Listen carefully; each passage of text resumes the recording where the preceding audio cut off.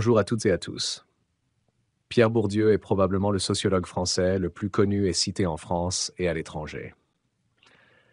Né en 1930 dans une famille modeste du Sud-Ouest, il passe l'agrégation de philosophie puis devient professeur de sociologie à la Sorbonne avant d'occuper la chaire de sociologie du Collège de France à partir de 1981. Politiquement, il s'engage très à gauche et soutient notamment les mouvements de grève de 1995. Il meurt en 2002.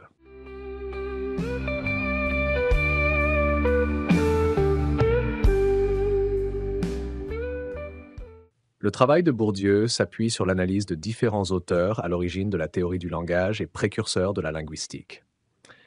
Il démontre dans cet ouvrage le rôle essentiel du contexte social et historique pour la formation du langage, et d'autant plus pour l'utilisation de la parole par un individu qui s'inscrit dans un contexte stratégique au sein d'un marché linguistique. Selon Bourdieu, il existe des énoncés qui ne sont pas des manières de rapporter ou de décrire un état des choses, mais bien plutôt d'agir et de participer à un rituel. Selon lui, l'efficacité des énoncés performatifs est intrinsèquement liée à l'existence d'une institution, définissant les conditions qui doivent être remplies pour qu'il le soit. Une institution, c'est ce qui confère aux individus des formes de pouvoir, de statut et de ressources. Pour que la parole soit performative, il y a besoin d'une autorité.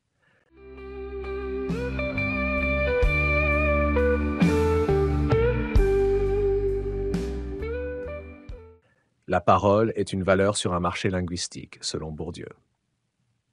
L'habitus est un ensemble de dispositions qui portent les agents à agir et à réagir d'une certaine manière. Les dispositions qui constituent les habitus sont inculquées, structurées, durables.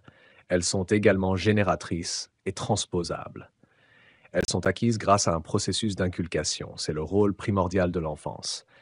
Elles sont structurées car elles reflètent les conditions sociales où elles ont été acquises. Elles sont également durables car elles perdurent tout au long de la vie d'un individu. Elles sont aussi génératives et transposables car elles peuvent engendrer une multitude de pratiques et de perceptions dans d'autres champs que celui où elles ont été acquises. L'habitus oriente l'action et le comportement au cours de l'existence, et c'est ce qui confère un sens pratique à l'individu.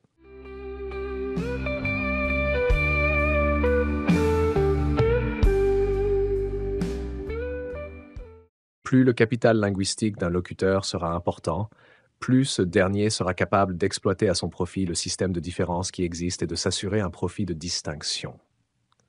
Les individus sont en concurrence les uns avec les autres sur le marché linguistique.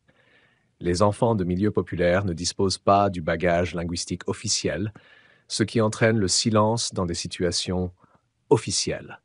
Le silence en politique, par exemple, ou dans d'autres situations analogues. C'est pour cela, selon Bourdieu, que les personnes venant de milieux populaires et ne possédant pas le langage officiel disposent de l'argot et le produit d'une volonté de se distinguer au sein d'un marché dominé.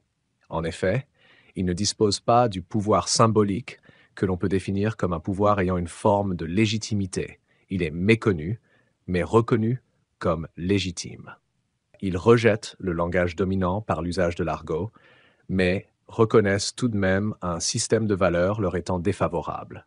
Ils subissent une hiérarchie et ainsi un pouvoir de la construction sociale arbitraire qu'ils reconnaissent comme étant légitime. Il y a donc, de la part de ceux qui y sont soumis, une complicité active.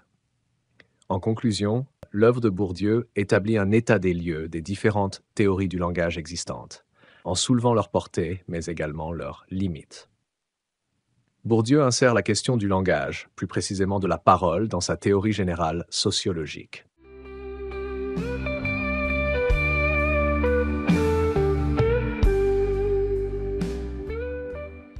Le champ politique se structure autour de la conquête du pouvoir politique par les élections ou par les pressions qu'on peut exercer sur celui-ci.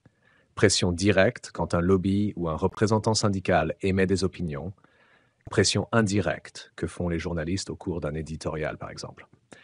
Le langage va donc être essentiel et on comprend le soin que prennent les hommes politiques à leur communication. Bien que le champ soit structuré de telle manière qu'il est parfois bon de parler populaire ou qu'il convient d'abandonner le langage technocratique. D'une manière générale, le langage légitime est celui qui correspond aux catégories sociales elles-mêmes les plus légitimes. Il faut voir aussi que la professionnalisation croissante du champ politique tend à mettre le plus grand nombre hors champ. Il y a donc une homologie entre l'espace politique et l'espace social qui permet la coïncidence des intérêts des politiques professionnels et ceux des individus.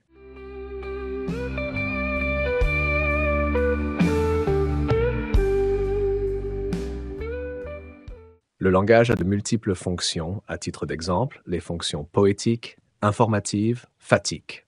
En politique, sa fonction première est de pouvoir mobiliser les foules. Sa performativité est alors essentielle. Bourdieu emprunte la notion de performativité au linguiste John Austin.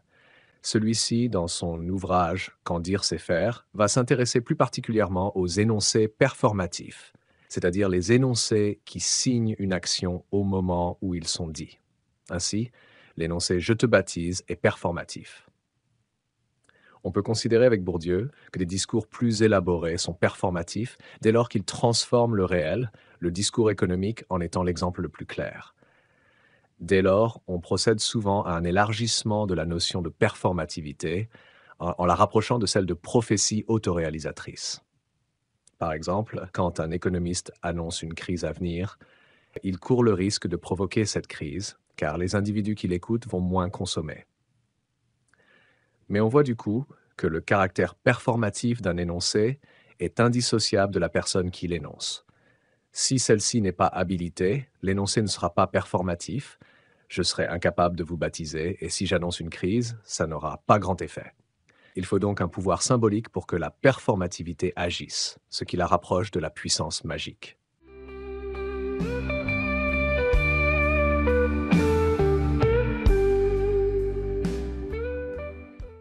Derrière cette parole performative, il y a donc institution d'un rite. Bourdieu reprend ici la conception des rites de passage de Wangenep. On pourra appeler rite un ensemble de gestes codifiés, sans forcément de finalité pratique ou concrète, mais à finalité symbolique, par exemple baptême, fiançailles, mariage.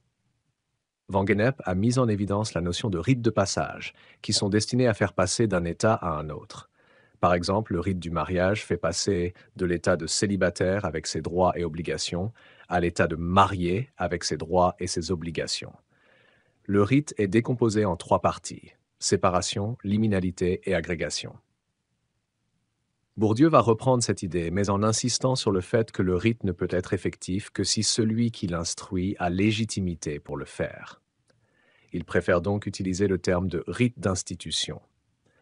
L'acte d'institution est un acte de communication qui signifie à quelqu'un son identité et la lui impose en l'exprimant à la face de tous. Mais le rite ne sera efficace qu'à condition que tous y croient. La croyance du groupe est donc essentielle.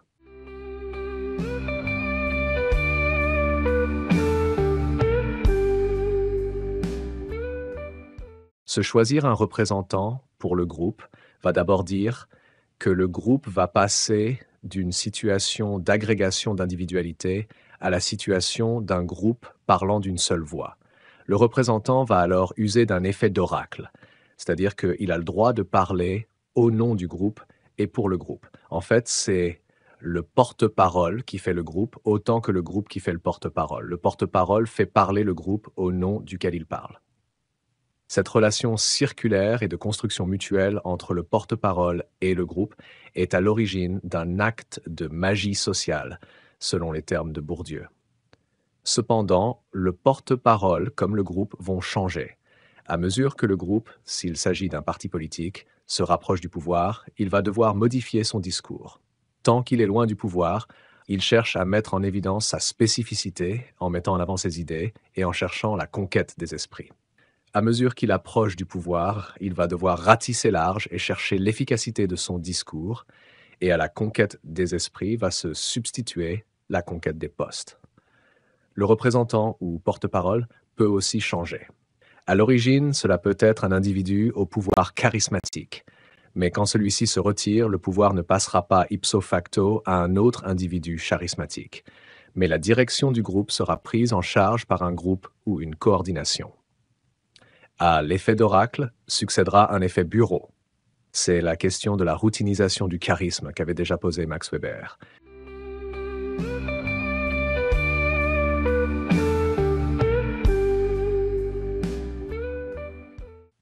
Bourdieu insiste sur le rôle de la domination dans le langage, rôle effectivement essentiel, mais il tend du coup à le surestimer et à sous-estimer les capacités de résistance face à la langue dominante. Capacité d'autant plus importante qu'on se situe dans un contexte polylinguistique. En effet, Bourdieu parle surtout des contextes monolinguistiques comme la France. Mais en réalité, la plupart des pays du monde connaissent une situation polylinguistique. Et s'il y a en général une langue dominante, on a aussi une spécialisation des marchés linguistiques par fonction. Pour Louis-Jean Calvet, il faut utiliser le concept de marché linguistique pour l'adapter à la réalité la plus fréquente dans le monde, qui est celle du plurilinguisme et de la diglossie, réalité généralement liée au phénomène de l'urbanisation.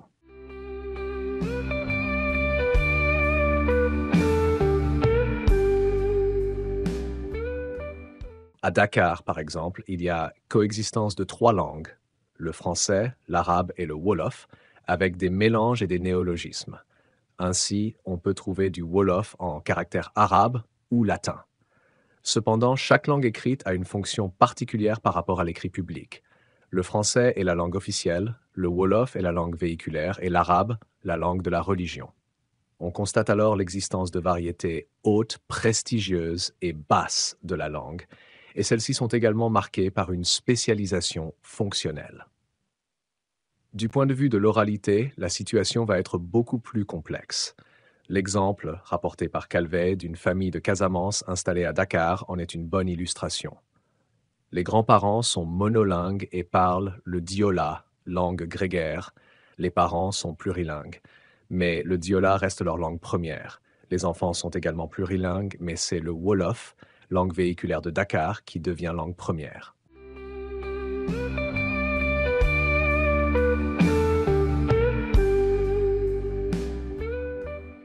Au sein de la famille, les parents parlent wolof aux enfants avec adjonction de diola pour les enfants les plus âgés, mais pas pour les plus jeunes.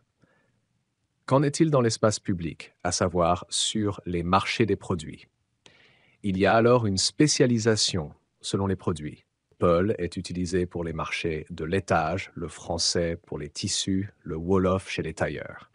Cependant, il s'agit ici du français d'Afrique, différent du français standard par ces échanges faits avec diverses langues africaines.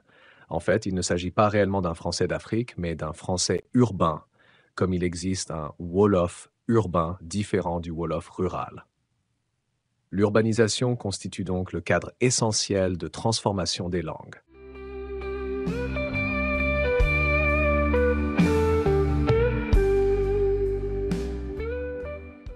Bien souvent, le plurilinguisme concernera plus de 2 langues, à l'exemple du Luxembourg, où le Letzebuergesch est utilisé dans la communication orale traditionnelle, le français pour les textes officiels et l'allemand est langue de lecture pour les textes non officiels. Ces langues pourront avoir des fonctions spécialisées et elles seront soit véhiculaires, soit vernaculaires. Du coup, l'individu peut passer d'une langue à l'autre suivant ses besoins, ce qu'on appelle l'alternance codique. L'alternance codique consiste dans le passage d'une langue à une autre au sein d'un même échange, voire au sein d'une même phrase. Un exemple rapporté par Gumpers permet de montrer qu'il peut s'agir là d'un élément compris dans une stratégie de communication. Un étudiant noir parle en anglais à son professeur blanc pour avoir une recommandation et glisse une phrase en anglo-américain noir afin de signifier à ses camarades qu'il n'est pas dupe du jeu social qu'il joue.